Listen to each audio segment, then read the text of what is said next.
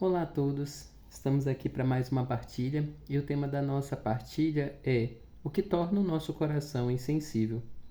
Essa partilha ela vem inspirada no Evangelho de Mateus, no capítulo 13, nos versículos de 10 a 17.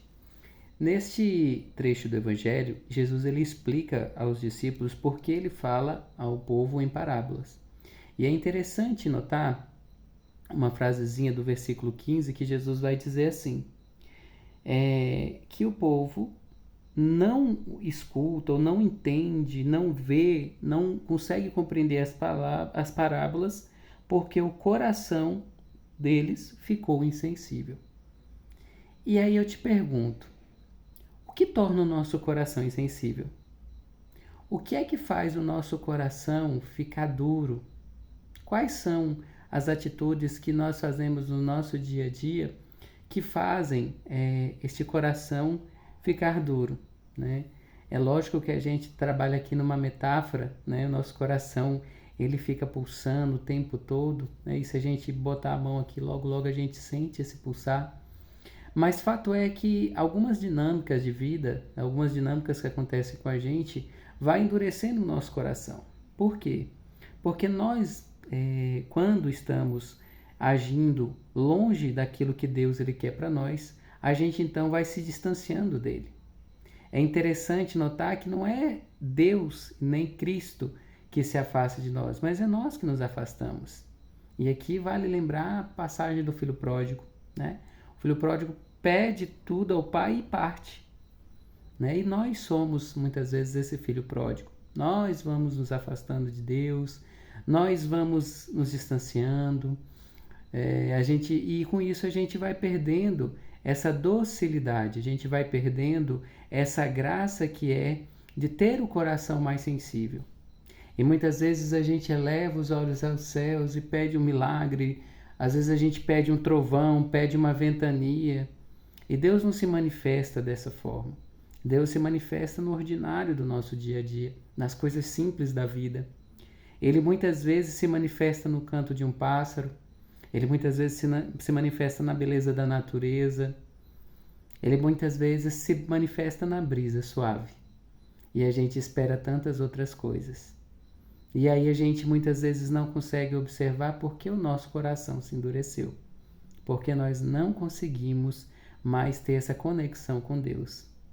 É normal que a gente passe por tristeza ou por estados de euforia algumas vezes na nossa vida. Mas se essas dinâmicas elas se perduram por tempos, a gente precisa de ajuda. Já falei com vocês aqui das terapias integrativas como microfisioterapia, constelação familiar, terapia transpessoal sistêmica, massagem terapêutica e tantas outras coisas que estão aí para olhar o ser humano de uma forma completa.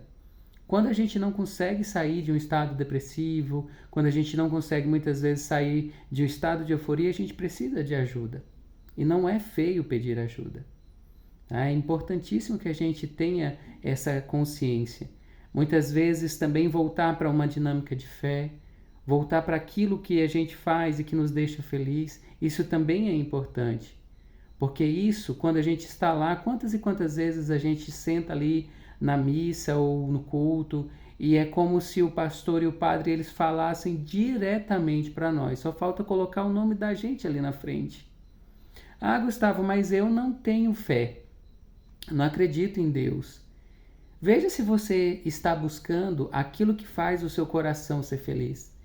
Muitas pessoas que não têm uma dinâmica de fé, elas têm um trabalho muito voltado para o lado social, ela tem também uma conexão muito grande com a natureza. Veja se você está buscando fazer isso. E se você não tiver, volte a fazer para ver se o seu coração não vai ficar de uma forma mais leve, mais tranquila. Então, nessa noite, eu quero deixar essa mensagem para você. Eu quero pedir a Deus que mande sobre nós o Espírito Santo, para que Ele quebre esse coração de pedra e que Ele nos dê um coração mais simples, um coração que o ame com tudo que Ele é, que possa ver a sua bondade, a bondade de Deus nas coisas mais simples da vida.